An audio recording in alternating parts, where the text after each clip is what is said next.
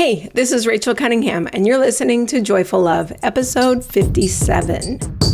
If you're ready to bring joy and connection back to your marriage, stick around. Each week, I give you the tools to up-level your thinking, open your heart, and bring joy and fun back to your relationship. Because it's not enough just to stay married. We want to love being married.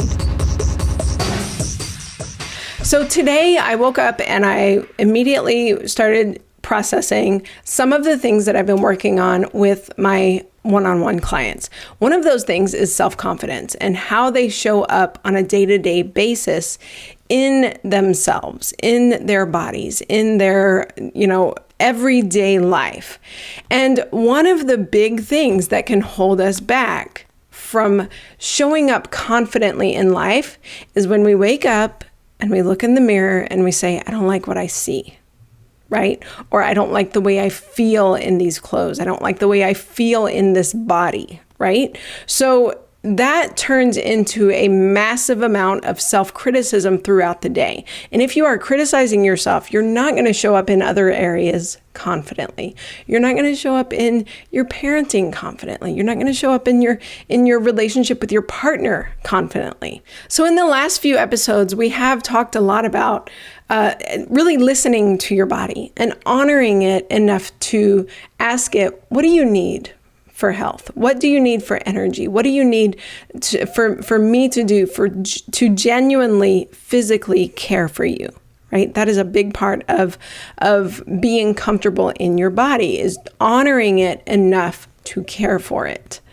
And the other thing we talked about was feeling your feelings on the way there, right? But today I want to talk about how you can have self-confidence right now on your way to your goals. So many times we think that we're going to be so much more self-confident when we reach our goals, right? And we've talked about this before early in the podcast, but not specifically for your health and for your body. So I'm just going to go ahead and declare this as the summer of loving your body.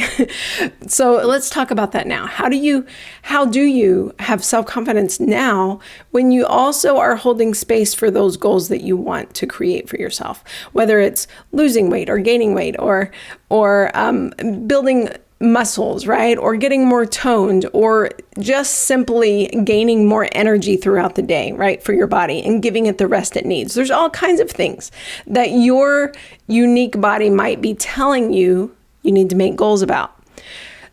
But how do we have that self-confidence now instead of waiting for later? Well, it's very simple, and I promise you can practice it now and make huge strides to really waking up in the morning and feeling confident in the body that you have.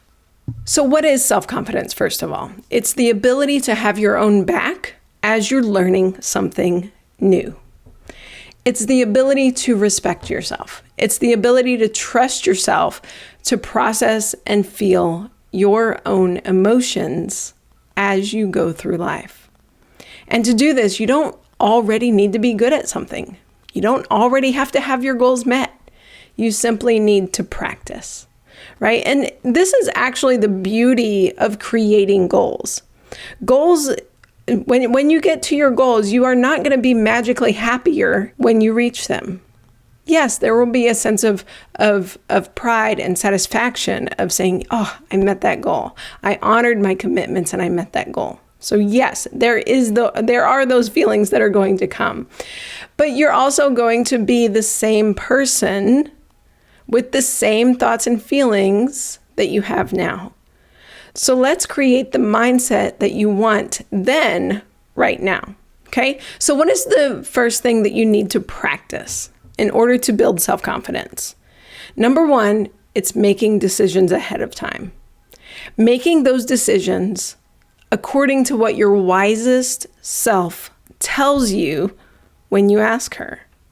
Like if I ask myself today, if I say, hey body, what do you need tomorrow for the best energy? Is there anything you need to change up that you did today that might have been zapping your energy that you might want to change tomorrow? What do you need? Right? Like, what does my body need tomorrow for the best energy and to meet my personal health goals? That question is going to look very different today if I'm asking my wiser self than not planning ahead of time and making decisions from your lower brain that just wants ease in the moment, right?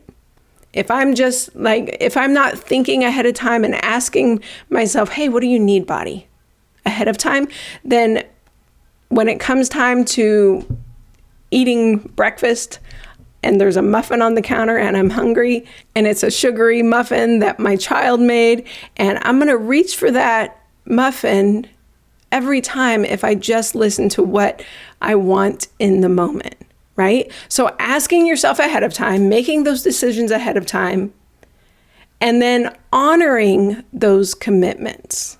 That's where the practice comes in, right? Of trusting yourself to honor those commitments. And I've said it before on here, but I'll say it again.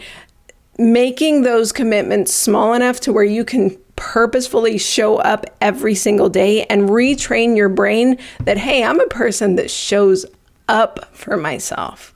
I am a person that has my own back. I am a person that asks my wisest self, hey, what do you want? And I show up and I honor those commitments. So that's number one. Choose ahead of time and start honoring those commitments to yourself. And then making decisions ahead of time also is really helpful in deciding how you're going to respond to yourself next time you look in the mirror and say, oh, I don't like what I see. Those thoughts are going to come. You're a human being. They come for me. They come for every other person in the world. So they are going to come. So plan ahead of time what you're going to say back to yourself. So when I notice something that I don't like about myself, I will purposefully decide ahead of time and in the moment to be gentle with myself again. I'll say, okay, brain, I see your judgment.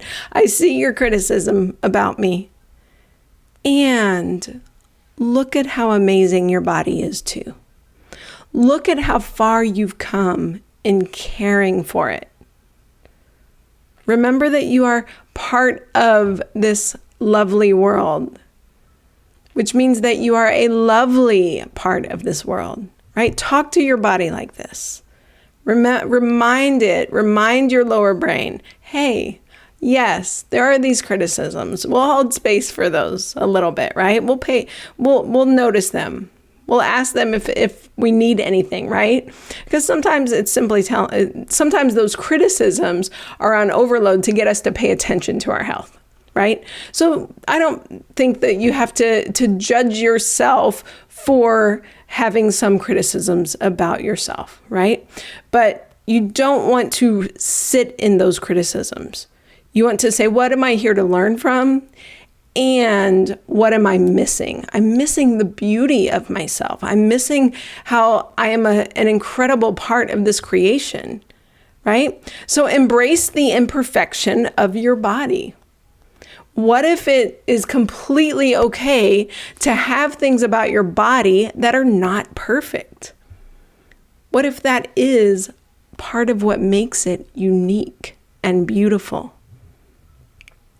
Those scars, the lumps, the exact way that you carry your weight, the thickness of your hair, the thinness of your hair, your curvy figure, or maybe your super slim figure. What if your body is absolutely beautiful and worthy of embracing exactly as it is? If you have a hard time believing that yet, if you have a hard time getting to that part where you can genuinely look at yourself and say, oh, these parts of me are so lovely. I am beautiful. If you have a hard time with that, I want you to start with a bridge thought to get there.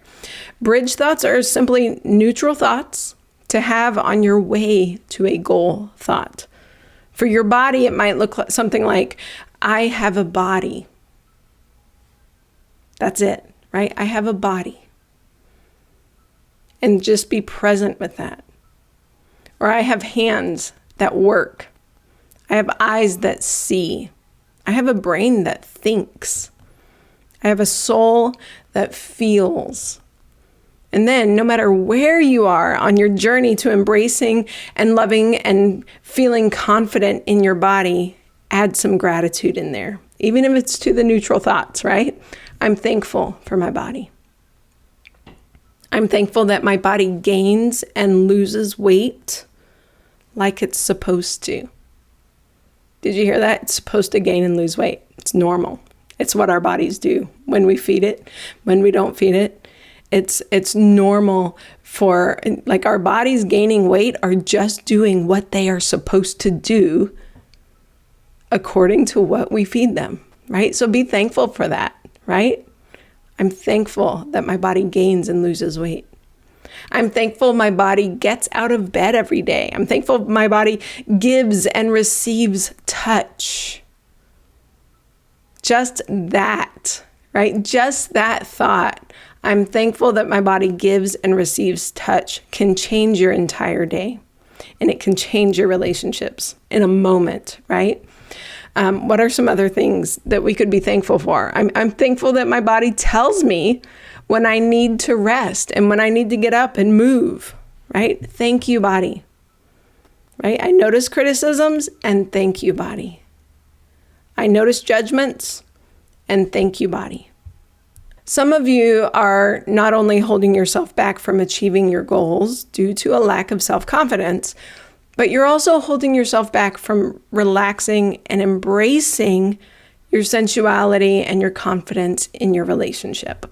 So, number one, you do not, let's repeat this, you do not have to meet your health goals or lose weight or gain weight or fix your acne or anything else to feel and embrace confidence within yourself. You simply need to practice making those wise decisions ahead of time, having your own back to honor those decisions, and trusting yourself to feel any emotion that comes up along the way. That's all you need for self-confidence. And there's nothing, I am serious, nothing that is more sexy and beautiful than a woman who is confident, right? So, and when you feel that confidence within yourself, you're going to start to notice it affecting your relationship as well. You're going to start to notice yourself, if your partner shows up and doesn't look at you and he's busy or she's, doing all the things that are distracting and they're not even looking at you. And you're like, do they not even notice me? You're going to show up and go, I notice myself. I am freaking amazing, right? Why am I amazing? Because I am a person who makes decisions ahead of time based on my wisest self. I have my own back to honor those decisions. I talk to myself in a way that is caring and loving and beautiful. And I trust myself to feel all the emotions that come up. When you do that, your confidence is naturally going to build, right? So let's go over it again. Number one, make decisions ahead of time. Number two, practice having your own back on those decisions. Again, make it small enough to where those new habit forms, those new habit changes that you want to do, make them small enough to where your brain isn't going to make excuses every day, right? And honor yourself in those. Honor your decisions that you made. That's how you build confidence, by trusting yourself, by having your own back, and by feeling all the emotions that come up along the way. All right, so go out. Be grateful for the body that you have. Build that self-confidence now, not later when you've reached your goals, okay? Because you want to be happy today. You want to be joyful and content today, right now. Not in a year when you're feeling way healthier in your body. Yeah, you're going to reach those goals. But you're not going to wait until then to get the feelings that you want right now, right? Why wait? Why wait to create confidence and feeling, that joy that you want right now? Why wait before you show up in your relationship how you want to? Don't wait until some perfect body. Don't wait for your goals to be achieved to be happy. You can do that right now. Don't wait to achieve the goal before you develop that confidence within yourself. You can do that now. All right, that's what I've got for you guys today. I'll see you next week. Thanks for listening to Joyful Love. If you'd like to know more about my work, come visit me at rachelcunningham.com. That's Rachel, spelled with an A-E-L, Cunningham.com.